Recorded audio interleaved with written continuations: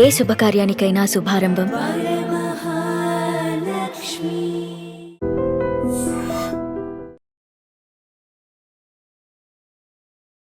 Ladies and gentlemen, welcome to iDream media. నేను ప్రియదర్శన్, నాతో పాటు ఉన్నారు అడ్వకేట్ పి విజయలక్ష్మి గారు. సో డివోర్స్ రేట్ ఇండియాలో ఎందుకు పెరిగిపోతుంది, సో దానికి కారణాలు ఏంటి, ఎలాంటి కేసెస్ వాళ్ళు చూస్తున్నారు అనేది మాట్లాడుకుందాం. హాయ్, బాగున్నారండి? చాలా బాగున్నానండి. సో ఫస్ట్ ఆఫ్ ఆల్, మీరు డివోర్స్ కేసెస్ ఎక్కువగా చూస్తూ ఉన్నారు, వస్తూ ఉన్నాయి. సో ఎలాంటి కేసెస్ ఎక్కువ వస్తున్నాయి? మ్యారేజ్, లవ్ మ్యారేజ్ అని చేసుకుంటారు నార్మల్ గా. చేసుకొని ఒక 3 months కూడా అవ్వదు, డైవర్స్ అని చెప్పి వస్తుంటారు. పాత కాలంలో అయితే మనం యూఎస్ లో అట్లా అవుట్ ఆఫ్ ద కంట్రీ చూస్తుండే. ఇప్పుడైతే మనకి ఇండియాలో కూడా ఎక్కువ అయిపోతున్నాయి. దానికి మెయిన్ రీజన్ వచ్చేసి అమ్మాయి అబ్బాయి ఇద్దరు జాబ్ చేస్తుంటారు. అక్కడ టైర్డ్ అయిపోవడము, లేదంటే ఇంటికి వచ్చినాక నువ్వు వర్క్ చేయాలి, నేను వర్క్ చేయాలి, నేనే చేయాలా. హస్బెండ్ వైఫ్ ఇద్దరు చేసుకుంటే కాంప్రమైజ్ అయ్యి మంచి లైఫ్ లీడ్ చేయొచ్చు. ఇప్పుడున్న స్ట్రెస్కి కానీ వర్క్కి కానీ ట్రావెలింగ్ చేసి వచ్చి మనకి డైవర్స్ అనేది అవుతుంటాయి అనమాట. ఇంకొకటి వచ్చేసి మెయిన్ రీజన్ పాతకాలంలో వాల్యూస్ ఇస్తుండే మ్యారేజ్ సిస్టమ్కి కానీ దేనికైనా. ఇప్పుడు ఏంటంటే మదర్స్, ఫాదర్స్, పేరెంట్స్ కూడా అట్లా అయ్యారు. సో వైఫ్ అండ్ హస్బెండ్ పడట్లేదా, ఓకే డైవర్స్ తీసుకోండి, నెక్స్ట్ ఇంకో మ్యారేజ్ చేస్తాం, లేదంటే సింగిల్ గా ఉండండి, మేము చూసుకుంటాము. పేరెంట్స్ కూడా సపోర్ట్ చేస్తున్నారు. ఇది కరెక్ట్ కాదు అసలు. సపోర్ట్ అనేది చేయొద్దు అసలు నార్మల్ గా. అంటే ఇంతకు ముందు మనకు జాయింట్ ఫ్యామిలీస్ ఉండేవి, ఒకే ఫ్యామిలీలో 3 తరాలు 4 తరాలు కలిసి ఉండేవారు. అప్పుడు పాపం చాలా స్ట్రగుల్ ఉండేది. అయినా సరే అంత స్ట్రగుల్ ఫేస్ చేసిన కోడలు, ఐ మీన్ ఆ అమ్మాయి, ఆ అబ్బాయి గానీ విడిపోవాలనే ఆలోచన ఎక్కడ వచ్చేది కాదు. మేబీ వాళ్ళందరూ ఉండి ప్రొటెక్ట్ చేస్తున్నారు అని అనుకోవాలేంటో. ఇప్పుడు ఓవర్ ఫ్రీడమ్ వచ్చిందని మీరు ఏమన్నా ఫీల్ అవుతున్నారా? ఫ్రీడమ్ వచ్చింది. నార్మల్ గా పేరెంట్స్ కూడా సపరేట్ ఉంటున్నారు, వాళ్ళని చూసి పిల్లలు కూడా అదే నేర్చుకుంటారు కదా. సో అది వాల్యూస్ అనేది పేరెంట్స్ దగ్గర పిల్లలు నేర్చుకోవాలి. ఈ కాలంలో మొత్తం పేరెంట్స్ అట్లనే ఎవరు, మేము అట్లే ఉంటాము, లేదంటే వాల్యూ ఇవ్వరు అసలు మ్యారేజ్ కి. ఫ్రీడమ్ కావాలి అంటారు అందరూ. ఆ ఫ్రీడమ్ వల్ల డైవర్స్ అవుతుంది. ఇన్ కేస్ పిల్లలు ఉన్నారు అనుకోండి, వైఫ్ అండ్ హస్బెండ్ సపరేట్ అవుతారు, వాళ్ళు హ్యాపీగానే ఉంటారు. కిడ్స్ కే ప్రాబ్లమ్, అదే మెయిన్. అది ఎవరు ఆలోచించారు పేరెంట్స్ అనేది.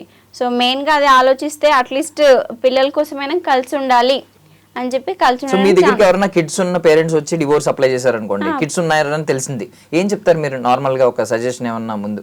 వీలైనంత వరకు కలిసి ఉండండి. మీరు పిల్లలకి ప్రాబ్లం అవుతుంది కదా ఫ్యూచర్ లా. మీరు ఇప్పుడు మంచిగా ఉంటారు డైవర్స్ తీసుకొని. ఇన్ కేస్ అమ్మాయి అనుకోండి డైవర్స్ తీసుకోరు పేరెంట్స్, ఆ అమ్మాయి మ్యారేజ్ టైంలో సంబంధాలు కూడా అట్లనే వస్తాయి కదా. మీ పేరెంట్స్ ఏం మిస్టేక్ చేసారో డైవర్స్ తీసుకున్నారు, ఇప్పుడు మీకు అంటే మ్యారేజ్ చేసుకోవాలంటే మాకు కూడా ప్రాబ్లమే కదా అని చెప్పి వాళ్ళకి మంచి మ్యాచెస్ రాకపోవడము, లేదంటే సమాజంలో వాళ్ళకి చిన్న చూపు చూడడము, ఇట్లా ఎక్కడైనా వెళ్తే చాలు పేరెంట్స్ టీచర్ మీటింగ్ అట్లా ఏమైనా అయినా కూడా ప్రాబ్లమే కదా వాళ్ళకి. అది ఒకటి. సమాజంలో బర్త్డేస్ అట్లా ఫంక్షన్స్ అయినా, సింగిల్ పేరెంట్ తోటి ఫంక్షన్స్ చేయాలన్నా పిల్లలకి ప్రాబ్లమ్, మదర్ కి కూడా ప్రాబ్లమే. ఫర్ ఎగ్జాంపుల్ ఎక్కడైనా ఫంక్షన్స్కి వెళ్ళినా జంట ఉంటారు, వైఫ్ అండ్ హస్బెండ్, వీళ్ళకి వచ్చేసి only single mother are single father ఉంటారు, పిల్లలకి ప్రాబ్లమే. సో చిన్నప్పటి నుంచి ఒక ట్రామాలో ఉంటారు పాపం వీళ్ళు. అంటే ఎక్స్ప్లెయిన్ చేయలేరు అందరికి. కొంతమంది క్లోజ్ ఫ్రెండ్స్ కి మాత్రం చెప్పుకోగలరు, అంటే మా మదరే నాతో ఉంటుంది, లేదంటే మా ఫాదర్ తోనే నేను ఉంటాను. సో బేసికల్లీ కిడ్స్ ఉన్నప్పుడు మోస్ట్లీ మదర్ కేనండి, సమ్ టైమ్స్ ఫాదర్ కూడా, ఐ మీన్ వాళ్ళ దగ్గర ఉండేలాగా ఏమన్నా? మోస్ట్లీ మదర్కే వస్తుందండి. మైనర్ కనుక ఉంటారు కదా. So for example baby girl అనుకోండి, ఆమె ఫాదర్ కేర్ చేయడం అంటే కొద్దిగా ప్రాబ్లం కదా. పర్సనల్ ప్రాబ్లమ్స్ ఉంటాయి గర్ల్కి, అవి చెప్పలేరు. బేబీ గర్ల్ అయినా ఫాదర్ అయినా చూసుకోలేరు కదా, ఆఫీస్ అనుకుంటూ వెళ్ళిపోతుంటారు. సో నాన్నమ్మ తాతయ్య ఉంటారు, వాళ్ళు కేరింగ్ గా చూస్తారా లేదా తెలీదు. సో ఆ మెయిన్ రీజన్స్ తోటి మదర్ కే వస్తుంది అనమాట. ఓకే. సో నేను ఒకటి విన్నాను, అంటే అవుట్ ఆఫ్ సిలబస్, దీని టాపిక్ కాదు, కాంటెక్స్ట్ ఏంటంటే కొన్ని రీల్స్ లో విన్నాను అనమాట. లైక్ నార్మల్ గా ఈ మధ్య చాలా మంది ఏం పంపిస్తున్నారంటే, నేను మ్యారేజ్ చేసుకోను, ఒక అమ్మాయిని, చిన్న పాపని అడాప్ట్ చేసుకుంటాను అని చెప్పి ఏదో సినిమాలో అడాప్ట్, అదే సంథింగ్ గిఫ్టెడ్ అని ఒక మూవీ ఉంది, అందులో క్లిప్ పెడుతూ సరదాగా పెడుతున్నారు. బట్ ఇండియాలో అలా పాసిబిలిటీ లేదంటే కదా. అంటే అలా లేదండి, సింగిల్ మదర్ తీసుకోవడానికి ఉండదు. సింగిల్ హస్బెండ్ కూడా, ఐ మీన్ ఒక పర్సన్ కూడా, మేల్ పర్సన్ ఒక చిన్న పాపని లేదండి, అలా లేదు మన ఇండియాలో. వైఫ్ అండ్ హస్బెండ్ ఇద్దరు కలిసిన వాళ్ళు మాత్రమే అడాప్ట్ చేసుకోవడానికి. సో అండ్ సోషల్ మీడియా ప్రభావం ఎంత ఉంటుంది? బికాజ్ హస్బెండ్ ఇలా ఉండాలి, వైఫ్ ఇలా ఉండాలి అని చెప్పి పారామీటర్స్ పంపిస్తా ఉన్నారు. ఇలా ఉంటేనే కరెక్ట్ హస్బెండ్, ఇలా ఉంటేనే కరెక్ట్ వైఫ్ అని రీల్స్ వస్తా ఉన్నాయి. సో దీని ప్రభావం ఎంత ఉంది డివోర్స్ రేట్ మీద? అదే ఇప్పుడు అందరు ఈ జనరేషన్ లో సోషల్ మీడియానే ఎక్కువ యూజ్ చేస్తుంటారు. సో ఒకళ్ళని చూసి ఒకళ్ళు అనమాట, అది తీసుకుంటారు అనమాట. అంటే ఇట్లా ఉండాలి, నా హస్బెండ్ హీరో లాగా ఉండాలి, లేదు అంటే ఇట్లా జిమ్ బాడీ ఉండాలి, అట్లా సంథింగ్ కొన్ని కండిషన్స్ అట్లా వాళ్ళకు ఉండిపోతాయి. దాన్ని బట్టి నా హస్బెండ్ ఇట్లా ఉండాలి, ఫ్యూచర్లో నేను మ్యారేజ్ చేసుకుంటే.